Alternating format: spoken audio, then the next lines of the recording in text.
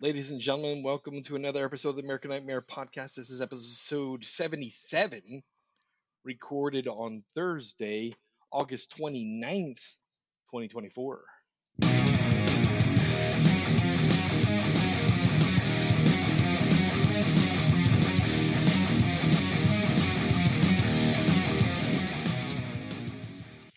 All right. Awesome. Can't bang my head this week because I got like a neck problem going on, so I didn't want to That fucking sucks. jam out like I usually do. Yeah, I think I need a new pillow. Yeah, you just slept wrong on it, probably. It's the All old. right. Let's get started right away with some news for the month of August in horror. Some good news. Yeah, there's a lot of good news going on. Eli Roth has teased the return of Addison Rae in Thanksgiving sequel. According to Variety magazine, shortly after the first Turkey Day-themed horror movie, Thanksgiving, was released in November, it was announced that the sequel was going to be developed. Roth was director and co-writer of the first and second films. Tells Variety that they are working on the follow-up script and they're about to hand it in to Sony Studios. Sweet. When asked if Rae would be returning her character as one of the few survivors at the end of the first movie, Eli Roth smiled.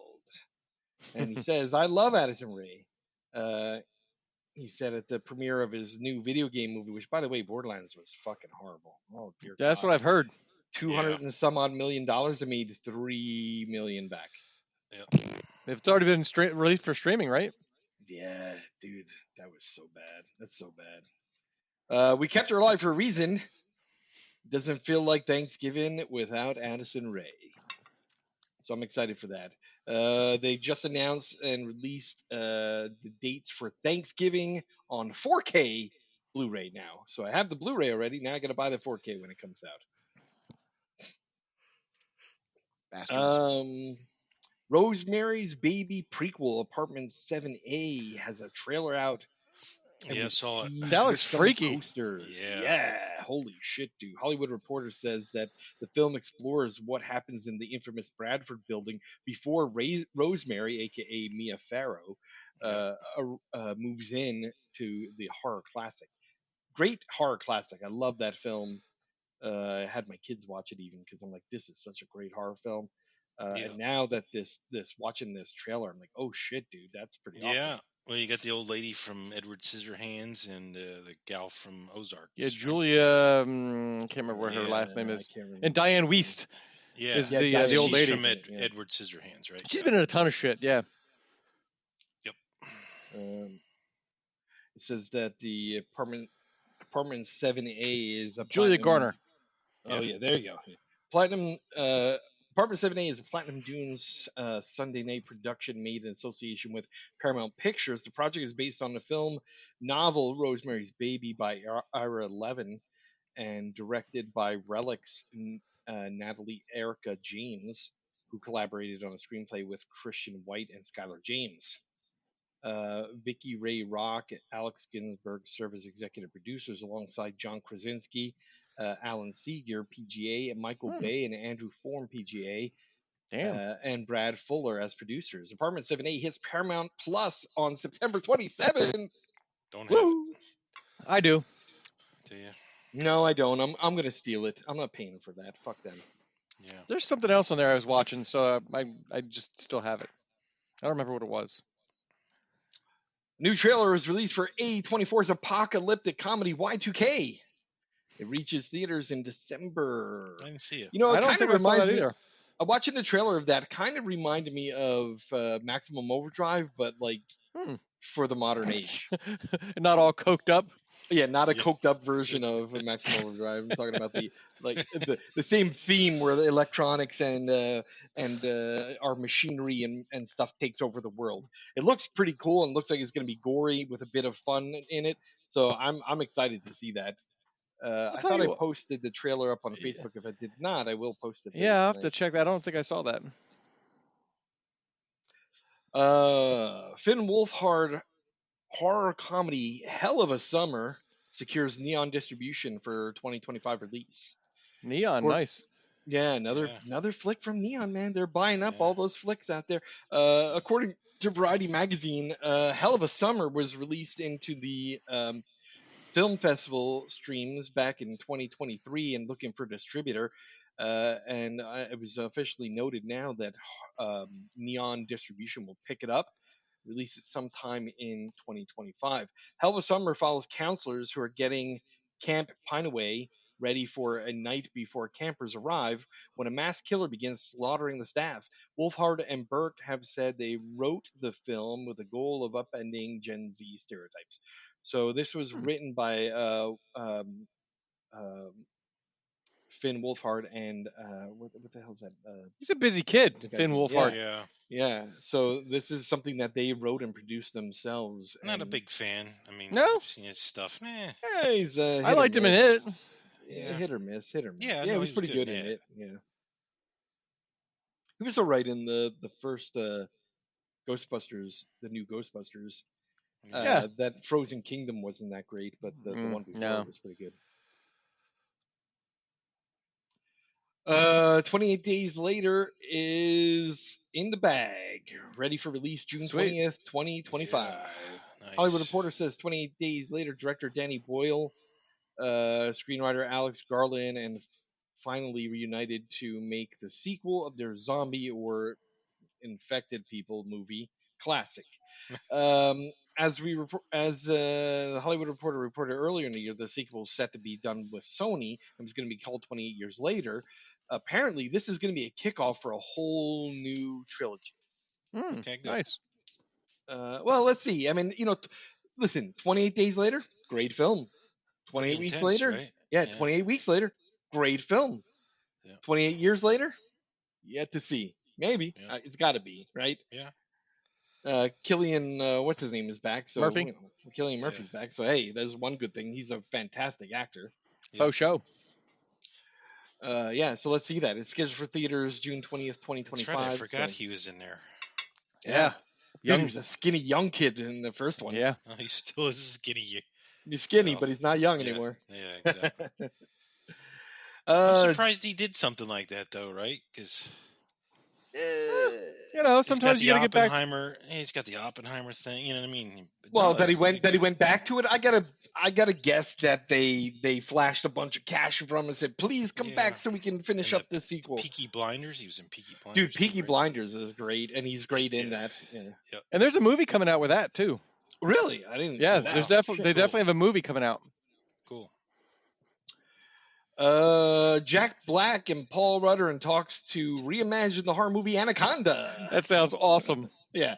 Hollywood Reporter says that Jack Black and Paul Rudd are in the early talks to appear in the reimagining of the 1997 horror movie that launched a mini franchise. According to sources, this is going to be a meta film. It's going to be a film of kids, of guys that grew up and loved Anaconda, that they go to South America to film their own remake of Anaconda and run into actual Anaconda and gang members. It's going to be a mix of a horror comedy, and it sounds like it's going to be fucking hilarious and awesome. It sounds kind of like it's got like Tropic Thunder vibes, Exactly. Yeah. which is awesome. If you can get Danny McBride in there too, man, like that movie will just, That would be perfection. It would be perfection. The new story involves a group of friends facing a midlife crisis who are remaking their favorite movies from their youth. They head to the rainforest only to find themselves in a fight for their lives against natural disaster, giant snakes, and violent criminals. Yeah. So I don't know when that's coming out, but hopefully those do. I mean, they're in talks for it right now. Let's hope they sign on to this movie, and let's hope That'd be awesome. It brings us something hilarious and great. I don't know. You guys hopefully have watched the movie of the year, Deadpool and Wolverine. Oh shit, yeah, loved it. I actually went to the theater. I'm not ashamed to say 3 times to see this film. Wow. I almost went a because- second time. Dude, there were so many things that I missed the first and second time. I bet for sure. Like little jokes that were like, "Oh fuck, I totally missed that the first time around." That film is just like fucking great. So And it's many still Easter in eggs. theaters. Dude, it's still in theaters, and it's expected to lead the box office this weekend. I was gonna say it took Wow. over last week. I think as number one again. Yeah, like what the fuck? And Disney's not looking to take it out of theaters anytime soon. They're like, hey, we're at like 1.5 or they're 1.8 billion dollars right now. Keep it going. Keep it going. This Wow. weekend could push them up to 1.9 billion, another $100 million. Could you imagine? That's insane. Damn. It's a It's great like a flick. money-making machine. It's a funny fucking movie. It's funny. Anyway, in that film, if I'm sorry I'm spoiling this for any idiot that hasn't participated in this so far, but we got Wesley Snipes as It's awesome. Blade.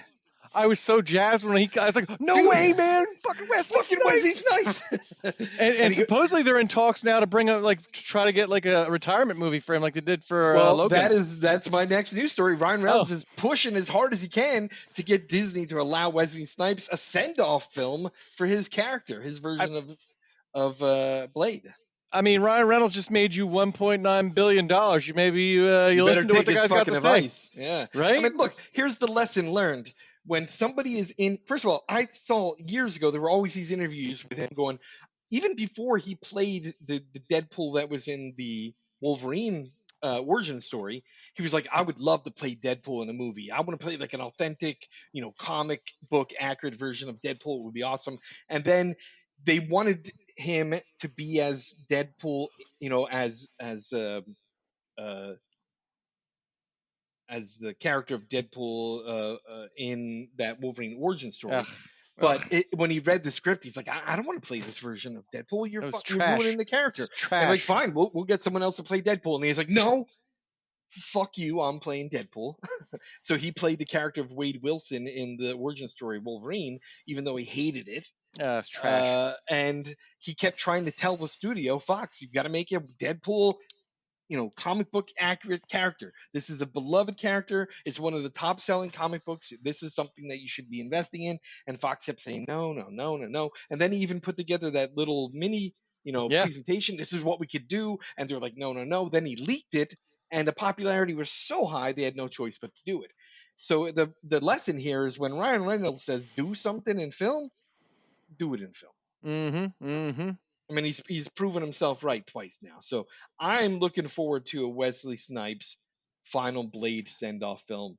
Me too, man. The rumor is he's going to be in Secret Wars, but I want to see one more Blade sequel with him as Blade. Either have him die or send him off in something good like they did with Wolverine in the Logan film. Yeah. Well, what a great moment that was when he came on the screen. And he said his favorite line, my favorite line of Blade's in the film, which is, same motherfuckers always trying to skate uphill. All right. Salem's Lot remake is finally coming to Max. Woohoo! Yeah. Nice. Dude, just thinking of the fact that they had early previews of this back in 2021, select previews insane. for people to see it. And then after that, just kind of put it on the fucking shelf. That's like when make any sense to me. Yeah, whoever it was, that dude from the guy who was the CEO of like National Geographic or whoever it was that took over That's HBO. The guy in charge of Max now. Tossed all the fucking like good shit and like try to cut costs and raise the price and like fuck this guy. Like it was working pretty good. Dude, I'm starting to hate capitalism more and more every day. Every day, bro. Every day.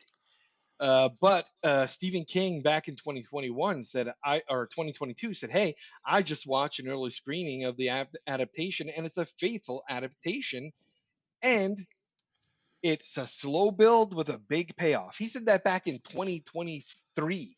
It's a really slow build for sure. Yeah, obviously. The original was too, right? Yeah. My only concerns are, all right, so it's scheduled to come out on Max October 11th, right? They delayed this for a long time. And some of the news out there from screenings that took place last year of the final film and the year before of the final version of the film, there's been some rumor out there saying that, hey, it's good, but it's short. Rumor is 113 minutes. It's not very long for a horror film. No. And especially when you're talking about some character development. Yeah.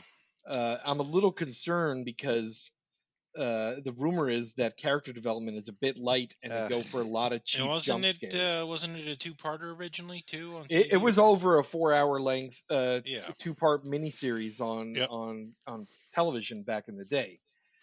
So I'm a little bit concerned about that because Yep. there's a large number of characters, and you really have to get good character development to really Agreed. enjoy the story. They should have gave it the It treatment. Yeah. Split it up into two. Yes, they should have done what they did with the TV show. Make it two 2-hour movies. Especially if it's straight to Max. Right. Yeah. I mean, what's the fucking point here? Again, fucking capitalism, bro. Can't handle it. But anyway, October 10th. October 11th this year, we will finally see it on Max. Fingers crossed that they don't fuck up one of my scariest films as a child. Oh god. Yeah. That gave me fucking nightmare, especially the kid. Although I think they window. did already too, because they showed a screenshot, right, of the I didn't kid see at the it. window, and I'm like, okay. I didn't see it. I didn't see the screenshot. Yeah. Not scary. Nah, it didn't. It's not. It didn't feel the same as that kid did with the glowing green eyes and shit, and the pale face, like scratching at the window with the smoke. And the way they filmed it, like they did smoke and then they reversed it, so it looked like the smoke was like going backwards. I couldn't sleep at night after watching it was fucking that wild, scene, dude. I was like, I didn't want to go to bed, like, because gave me nightmares. My window. Yeah, gave me nightmares. Yep. Even because I slept in my bedroom had a tree near the window, and the tree would like scratch. Oh man, I remember like saying I don't want to sleep in my room tonight. Yeah. After watching that on television, Yeah. and my parents were like, it's on TV, it can't be that scary. And then I watch it, I'm like, fuck, I'm fucking sleeping after this. Yeah. Trap is heading to digital this week. Didn't hear such good things about it. I heard it was like a vehicle for M. Night Shyamalan's daughter to push her pop career. And it did go pretty fast from the theaters. My understanding from some of the reviews is that it is not a great film. Yeah. That's a shame because the trailers look pretty good, I thought. Yeah. I was intrigued by it. It was unique. Let's put it that way. The premise seemed unique. Yeah. A lot of singing and dancing, apparently. It makes me really upset. But whatever, the problem with M. Night Shyamalan is I'm going to say this, and all the haters, you can email me, you can call me on our dial-in number, leave me a voicemail, tell me that I'm an idiot for saying this. The number again is 1-562-247-5855. Give me a voicemail and tell me I'm an idiot. But the bottom line is, a vast majority of M. Night Shyamalan films are fucking trash. Yeah, he's got a handful of good ones and a lot of garbage. I'm just going to say it. I'm just going to say it. It's fucking trash. Most of his shit is trash. Yep. He got lucky with Sixth Sense. What a brilliant fucking film. Yeah. And Split was really good. Split was great. The Visit was good. Yeah. And even Old was kind of intriguing, but it still was shit. Like most of those films were shit. I like Knock at the Cabin Door too. I thought that was pretty good. Like it. Didn't like it. I like that. Didn't care for it. Yeah, I like that one. I didn't care for that one. Yeah. In fact, I don't even know that I finished watching it. I think I might have gotten about 2/3 through and was like, fuck it, this. Yeah. All right. Again, come at me, bro. M. Night Shyamalan is fucking gives me douche chills watching most of his movies. Did you like The Servant? No. Well, let me tell you. The first two seasons were fucking brilliant. I couldn't wait till season 3, and then it just ran off a cliff. It was like a bunch of lemmings jumping off a cliff. It was over. Done. I know. Yeah. Yeah, the story just like went fucking sideways. It was like, what the fuck? Bullshit. It's all bullshit. Again, Trap's going right to digital. Good. Deserves it. Yeah. All right. I know I'm being a douche, but that's fine. All right. The new Inside Universal Twitter feed teases that they are rebooting Wolfman. That's right. There's a new photo op for the Blumhouse production of Wolfman. It has begun filming, and if you go to outside the Fanta bar at Lombard's, you will see there is a photo op there to take a picture in front of the movie screen. It says they're aiming for a production release of January 17, 2025, theatric release. So it looks like it's mostly done filming. They're in a post-production process. Should be ready for the new year. Let's see what happens. And look, Universal has some in this dark universe, the original universe, Universal monsters were great. I have all those films in 4K because I Hell yeah. love original Universal monsters. Wolfman and Dracula. Dracula. Oh, they redid all those in 4K. That's got to be sweet. Yeah, they're really good in 4K. Creature from And Black Lagoon. Yeah. yeah, Creature from Black Lagoon. I also have Frankenstein. the Invisible Man, Bride of Frankenstein. Bride of Frankenstein, and it also has Phantom of the Opera and Dr. Jekyll and Mr. Hyde. Mm. All great characters, original monster movie stuff, from Universal Yeah. Pictures. Yeah. And they really should put some energy into developing some good product around this. We know they tried before with Benicio del Toro's Wolfman, wasn't good. Nope. They did that revolting midget Tom Cruise. They had him in The Mummy. The Mummy. That's fucking trash. What a horrible fucking film. And then they teased at the end of that. I don't know if you remember watching that, but at the end, that was a couple years ago, right? At Yeah, the because it end was of supposed to that be one- universe. Right, they were building the dark universe over again. I didn't watch it because Tom Cruise was in it. I can't stand that No, guy. I'm serious. I didn't watch No, it. Same I here. agree. Same here. Like, I was an asshole because I love Universal Monsters. I thought I'm Yeah. gonna watch it. It can't be that bad. It was fucking Nope. bad. I refused to watch It Tom w- Cruise. No, it was bad. And The Invisible Man was the only reboot that was like, wow, that was fucking great. Really good. Really good. Yeah. Invisible Man was great. And then they teased Russell Crowe as Dr. Jekyll, Mr. Hyde, and then just never even made that movie. Because Yeah, they he would spent make a good one, right? Yeah. yeah, he would have been great. But they spent so much money on Tom Cruise being in that other one that Yeah. it was nothing. And the lesson learned here, if And you they ask lost me, it. yeah, the lesson learned here, if you ask me, buying top shelf actors for a film doesn't make it a great film. Right. It's a story. Yeah, get some fucking decent writers, put something decent together, and guess what? Spend the money on the writers, spend the money on the effects, and hire nobodies for the Yeah. fucking cast. Yeah, because I mean, the girl that they hired for Invisible Man, I mean, she's It was not fucking A-list. great. She's not an A-lister. Dude, even the dude, like all the characters in that were fucking great. None of them were Yeah. A-list actors, and it was a Right. great film. Yeah, The writing was spectacular, and some good special effects. and the story sold me on that. Right? Yeah. Like the Oh, way God, they yeah. modernized the Oh, Invisible God, Man. Yeah, the backstory about the I fucking douchebag loved it. husband. A Oh, Yeah. my God. douchebag, abusive, fucking Control freak. gaslighting control freak. Fuck yeah, that Yeah. was great. The scene with the knife Oh, God. Oh, That's- dude. blew my mind. Yeah, they just knew how to, make this guy so manipulative and just Yeah. Again, awful, right? it's all Awful. it's all like in the writing, set- dude. It's all in just, the writing. just brain fucked her, right? The whole Yep. movie is like, man. Yeah. Yep. All right. That's all I got for news. There was a bunch there, but do you guys got anything you want to share with the news that I missed? I have one thing that I saw. I know when we come out to visit, we had talked about going to the Disney stuff, but Yeah. I saw Universal Hollywood's got a new live theater show, Late Night with Chucky, and it's it's Chucky, like the doll, like doing like a late night show, and you can like go see. It sounded kind of interesting. So I saw that. They announced that today, so I thought that was pretty cool. Nice. I did see they have advance tickets available for Dark Harbor, so I'm going to try and see what those go for and let you guys know. I Okay. think we should try and get them ahead of time Oh, because yeah. I think they're 15% off if you buy them before the end of this pre-sale date is done. Okay. And what about Yeah. Shacktoberfest? Could you just show up for that? Yeah, that yeah, you can that's- just show up for is just yeah. down there. But I think that the Dark Harbor is the real Yeah. thing we want to do, which is the Yeah. haunted Yeah. Queen Mary stuff. For is sure. Yeah. going to be pretty cool. And then for the Disney, we got passes to Disney, but I didn't get us like Oogie Boogie Bash or any shit like that. So we'll probably just do like the Haunted Mansion. They've already got the Haunted Mansion Yeah. couple converted weeks over. ago. We were there. Sweet. And they already had it converted over to the Nightmare Before They Christmas. said opening day for that. They have the Imagineers like standing outside, just watching the reactions of people and stuff like that.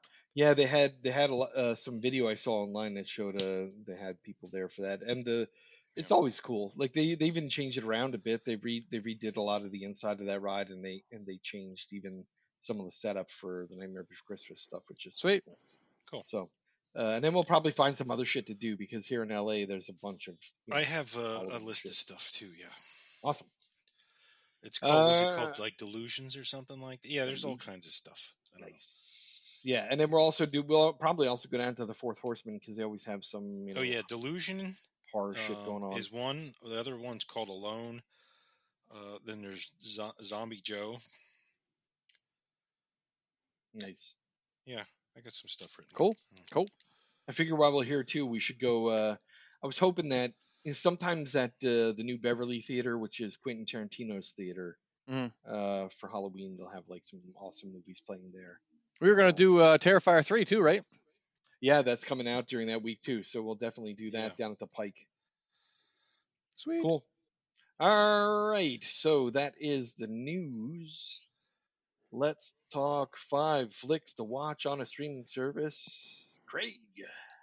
Does it have to be streaming service? Because I just want regular cable TV. Oh, that's fine. This time around. Yeah, Fuck it. Right. Nice. Something different. Just regular cable TV, AMC, FX, those types of channels. Nice. All right. Shining. Where's that at? That's on AMC right now. Nice. Alien is on FX. A lot of these are just FX. Drag Me to Hell is also on FX. Nice. Love that film. The original Scream. Great flick. They have all of them on there, but I chose the original one. It's a goodie. It's the best one. I believe that was AMC and Alien, the original Alien movie. Nice. As well. Nice, Sweet. Nice. Yeah, so like you said, lots of good stuff on just regular cable. If you don't feel like streaming shit. Yeah. It's a good call. Yeah, cable is gonna be dead. Yeah, soon. Comet had some stuff on it too. Just Comet. I don't think I've used that one. It's like a retro. Ah, okay. They show like the original Friday the 13th. Remember that? It was terrible. The original Friday the 13th series. The series, yeah, I remember that. So Comet shows that. They show a lot of old, B horrors and stuff. Nice. But they show regular, like old, like Gilligan's Island and stuff like that. But it's like a retro channel. It's called Comet.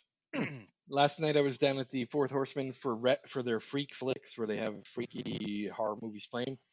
They had Night of the Living Dead Part 2, and I forgot how funny that film is.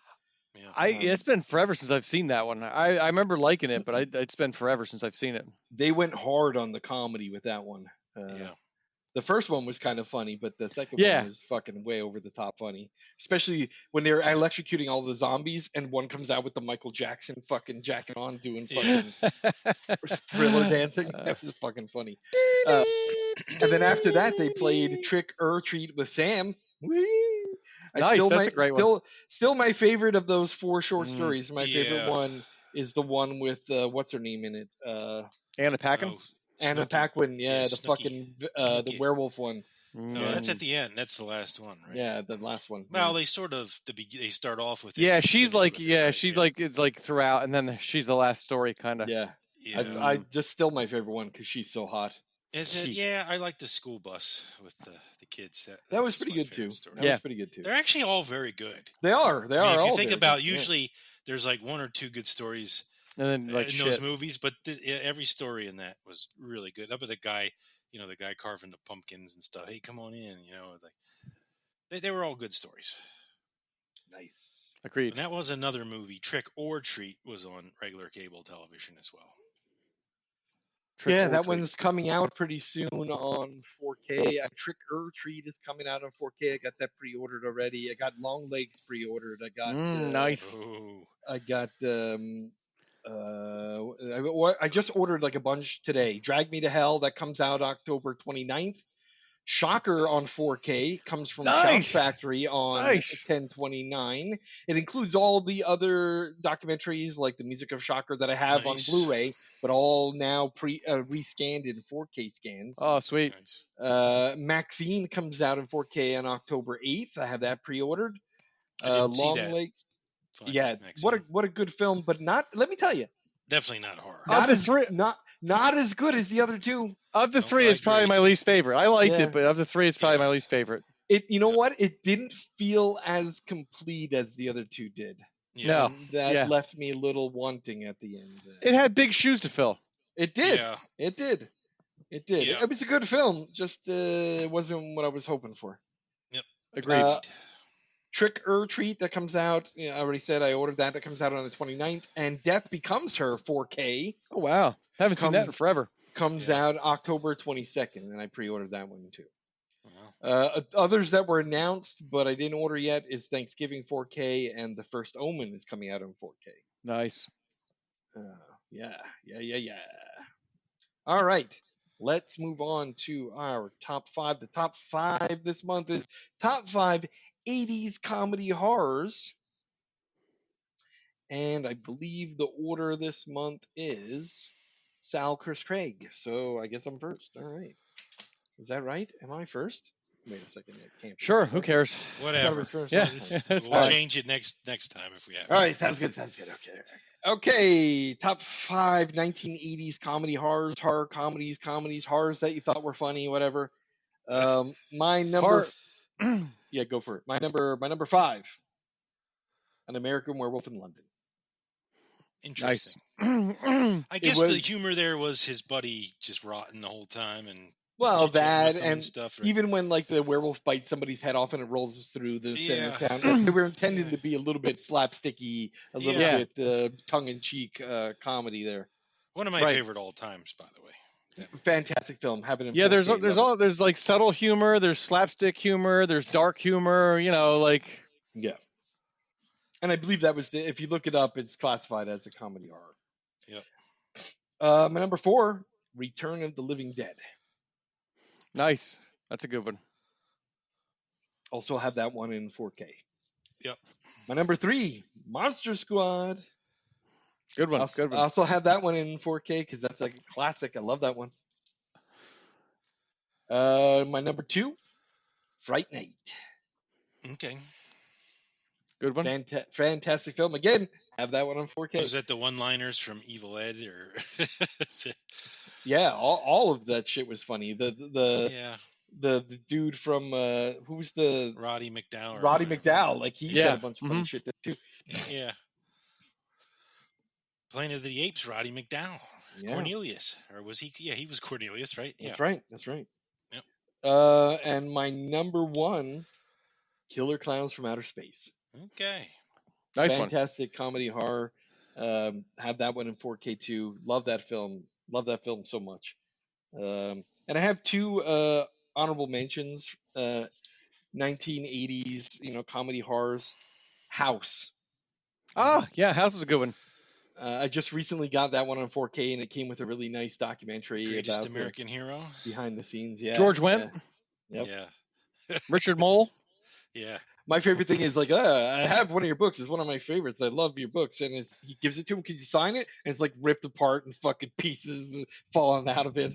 That was just a great film. I love House. And another honorable mention is Ghoulies. Ghoulies. Yeah. The guy popping out of the toilet. Just a good, yeah. good film. Nice. All Good right. list. Nice. There was a lot to choose from. Like I was. scribbled down like a whole bunch I was thinking of, and then Yeah. I made the top 5 out of it. There was Yeah, a we lot really there. probably could have done a top 10 for this, like we did for top 10, Oh, just yeah. just Certainly- 80s. Certainly could have. Easily. Certainly could have. Easily. 80s was something for comedy horror. Like there was a lot of great horror movies in the 80s, but the comedy horrors there was quite Yeah. a few. For sure. All right, and then we've got Chris. All right, so my number 5, and I think this was on one of my lists before, was Student Bodies. Good one. Good one. I thought that was a really good movie. Yeah. I think a lot of these were on a list at some point during our last Yeah. 77 episodes. My number 4, Transylvania 65000. Another classic. Love Yeah, that I mean, one. a great cast too. Just like everybody in that movie was like ended up being like an A-lister or just like Yeah. who's who of Hollywood stars.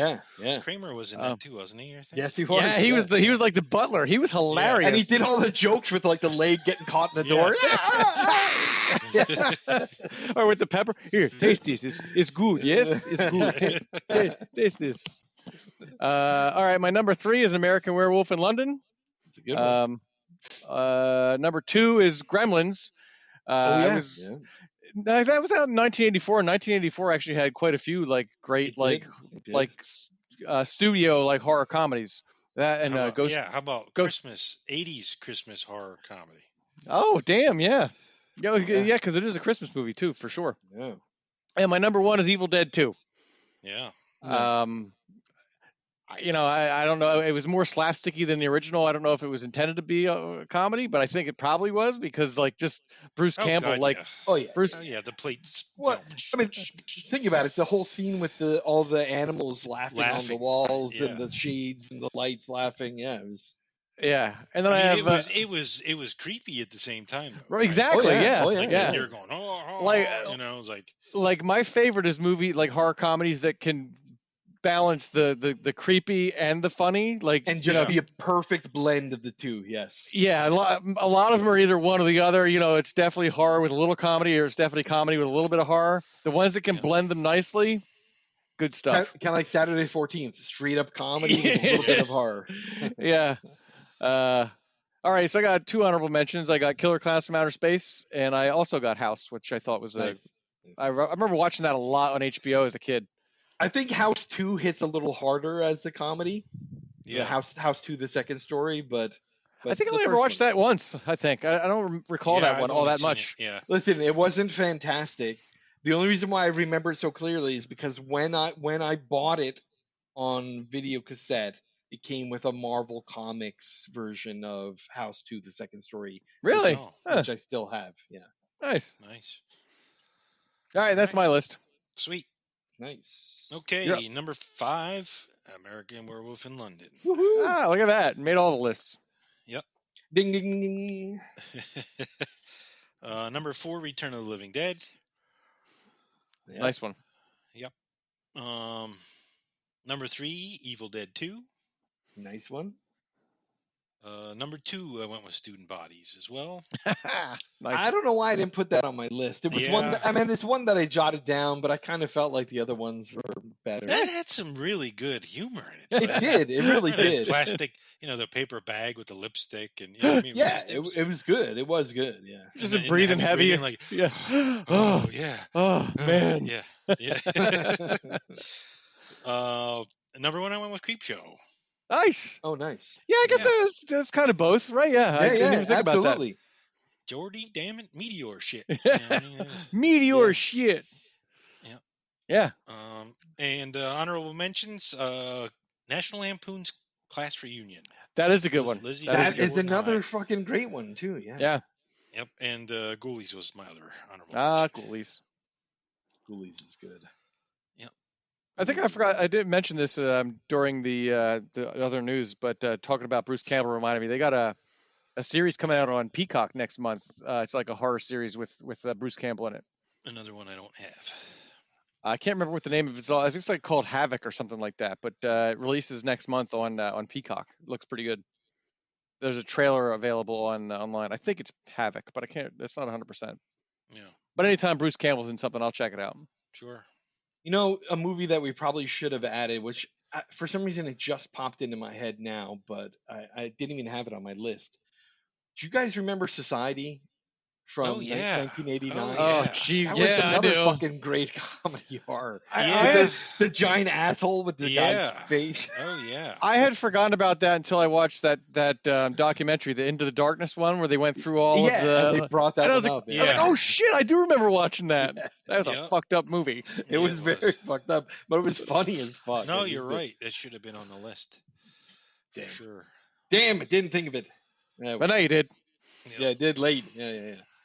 All right, fantastic, great top 5. I'm always surprised that we're not running out of top 5. Yeah. I know we're getting close, but somehow we just keep pull it off scraping every that time. barrel, scraping that barrel. Yep. All right, let us move on to our movie review. The review of the month is The Conference 2023. The Conference. Let's talk a little bit about this. It's a Swedish flick. Yeah. Yep. So we got here, synopsis is a public sector employees battle not only their own discord, but also the bloodthirsty killer during a seemingly innocuous retreat.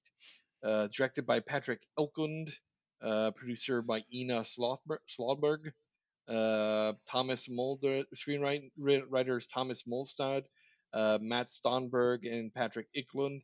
It was distributed on Netflix. Its production company is SF Studios. The genre is horror / comedy / mystery thriller. Original language is Swedish, and it was released in October 13th, 2023. It's an hour and 40 minutes long.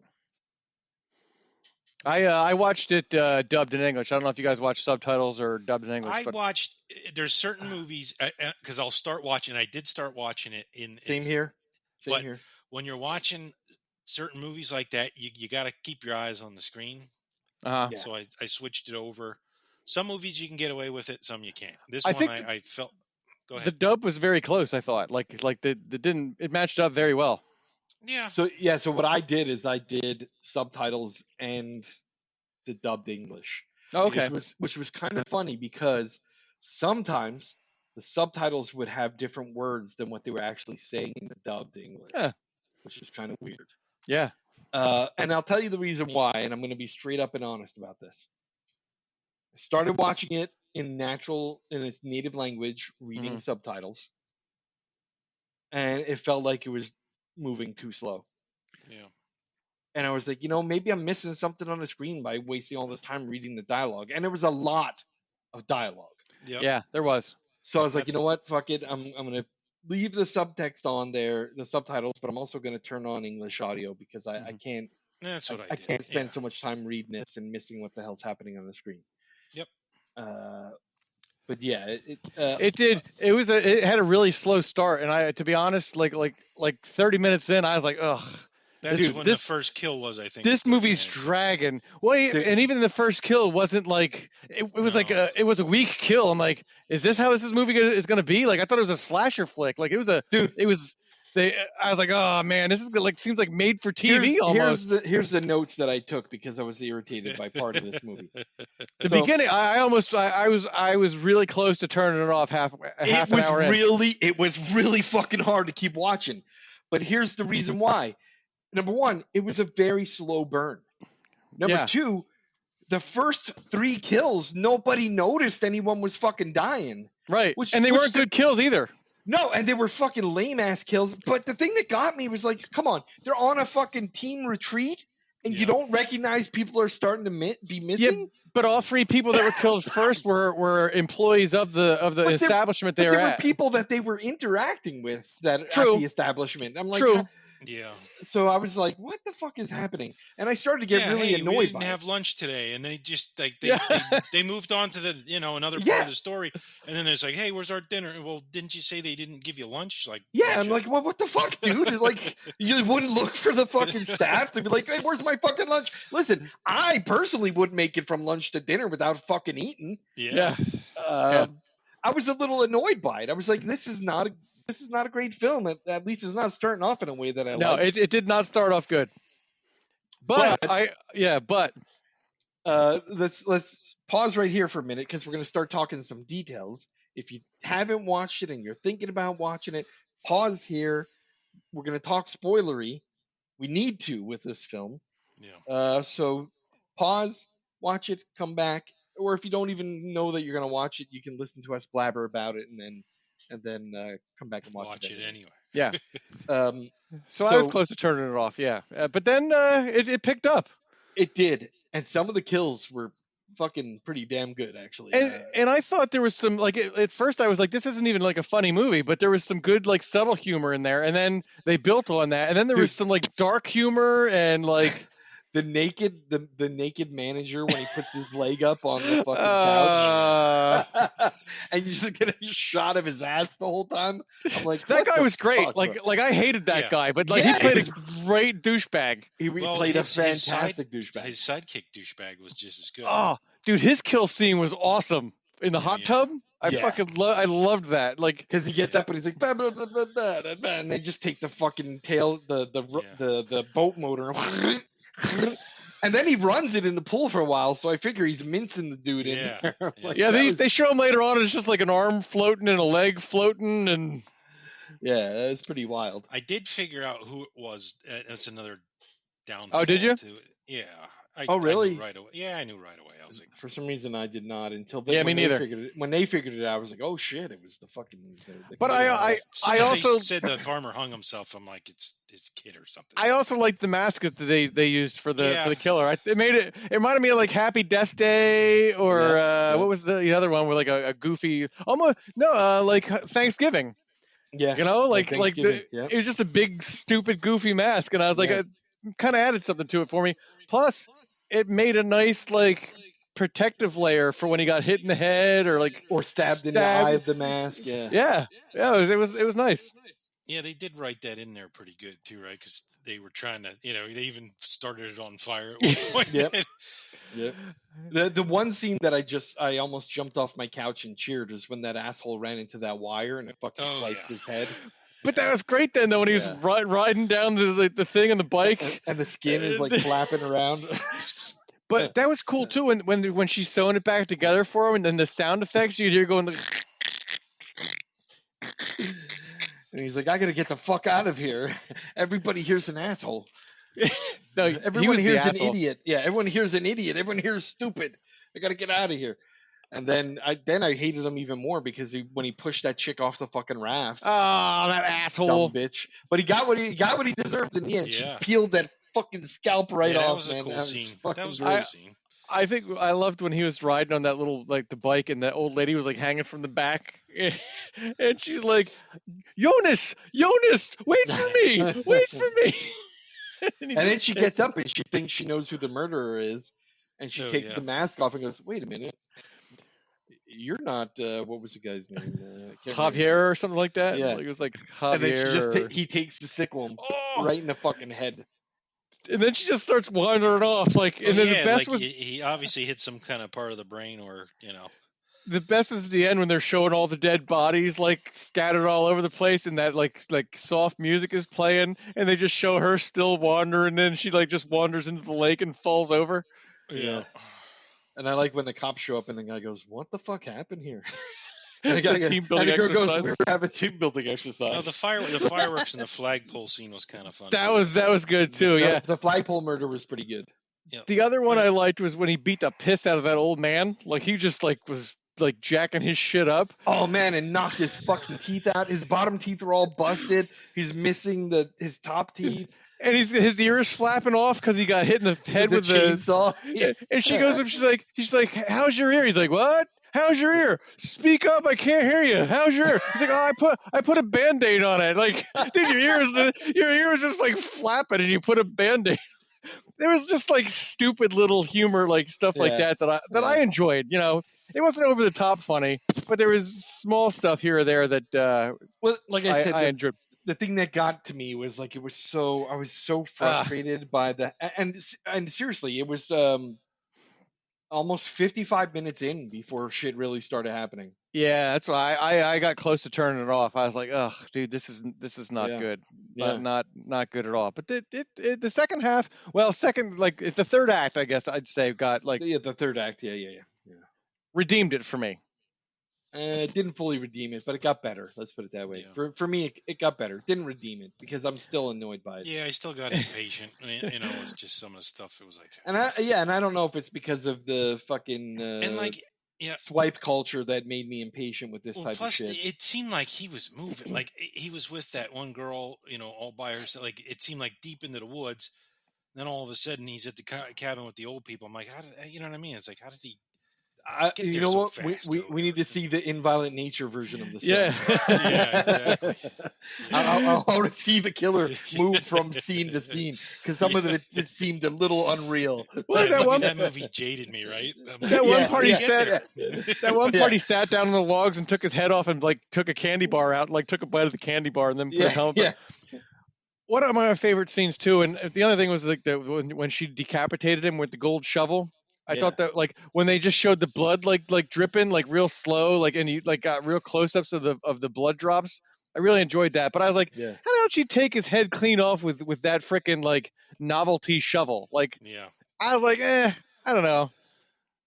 Especially with that big even if you swung it that hard, it would probably get hung up on your spinal cord Yeah. and not go all the way through. Well, and the big head was in the way too, so she had to get under the head clean enough that like she missed the giant novelty head and just cleanly took his head off. Again, it's a slasher film, so I'm willing to suspend disbelief for that. But yeah. Yeah, and like I said, the overall story's been done 1,000 times, right? Yeah. It's like, And we got to remember it's Swedish too, so some of this stuff was designed for killers Swedish audiences on these people, and it's in a sort of in a camp, and and they're talking about the whole motive of the killer is revenge for his father, who was the farmer who's losing. They stole his farm for him, and they put a mall. They're putting a mall. I like the argument at the end about IKEA. With the manager guy, just before he's like buck naked and he's IKEA's not coming. Yeah, I mean, it was. Let me put it this way: I'm not gonna watch it again. No, I won't watch it again. But when I think of like some of the like '80s slasher films that were good enough, it was entertaining for the moment. I probably won't watch it again, but it was good enough. The acting was just okay. There was some good kills to it. That's kind of what I likened it to, like a just mass-produced '80s horror homage sort of thing. Yeah. That I agree with that. Yeah. I give it. I'm giving it a 3. I would have given it like a 2 and a 2.5, but I thought the last like 20 minutes or so I brought it up just a notch for me. Listen, I hate to be a dick about it, but I try to. I understand filmmaking, cinema is an art, and I have a lot of respect for the people that put their effort into the art. But I was so annoyed at how the fact that almost an hour in and it really wasn't doing well for me. 2.5 stars. Yeah, that's fine. I'm going 2.5 as well. All right, so we'll go 2.5. We'll do a 2.5 stars from the American Nightmare podcast. Look, we watch a lot of foreign films in this podcast. We do, and we all understand and respect the art of filmmaking on this podcast. We're not a bunch of schlubs out there just naysaying everything. But I will say that this was a close call. Like I almost felt like this, like Craig said, I almost felt like this was going to be one of those "all the devils are here" moments, where I was like, I'm just not gonna fucking watch this and turn it off. I was close. But yeah, I was close too. But you know what? To me, like you said, for you it redeemed. For me, it didn't redeem itself, but it definitely picked up pace, and I felt a little better about it. I remembered looking at my watch, going, "Fuck, man, fuck." And then I know. I scroll down on my remote, and it shows you like the length of time you've gone through. I'm like, we're halfway through the fucking film. What the hell's happening? 90 minutes probably would have been better. Yeah. I mean, dude. But yeah, it was good. It was decent. 2.5 stars. Hey, I'm sure somebody out there will watch this film and go, "It's fucking brilliant." Maybe someone from some Swedish person. I think it got some. I think Rotten Tomatoes. I think it got some decent reviews. Yeah, if I remember correctly. Rotten Tomatoes. It has a 52% audience, 74% tomato meter. So critics did like it. And some of the critics I read there were foreign critics, so they were probably like, "Yeah, this is a great film." Yeah. But yeah, maybe it's meant more for European audiences too. It's very possible too. I mean, the culture over there is slightly different, right? But yeah, 2.5 stars for the movie The Conference, a Swedish film on Netflix. All right, let's wrap this puppy up here. I want to say, first of all, thank you to all of our listeners. We have a steady stream of listeners every month, which I really appreciate. But give us some feedback, bro. You can email us at feedback@the-american-nightmare.com. You can visit us at the-american-nightmare.com or on Facebook. Or if you're lazy and you don't want to write me an email, feel free to leave me a voicemail at 1-562-247-5855. Leave us a voicemail. Tell us you hate us. Tell us you love us. Tell us I'm an idiot. Tell us I'm a jerk for calling M. Night Shyamalan Ding Dong a failure, a hack, if you will. do whatever. But please give us some feedback, give us some interaction. It'd be nice to have. Yeah, maybe if you call and leave and give us permission, we'll play your voicemail on the show. Yeah, how about this? If you do call and leave a voicemail, just make the note at the end or beginning that this is okay to play on the air, and we'll do so.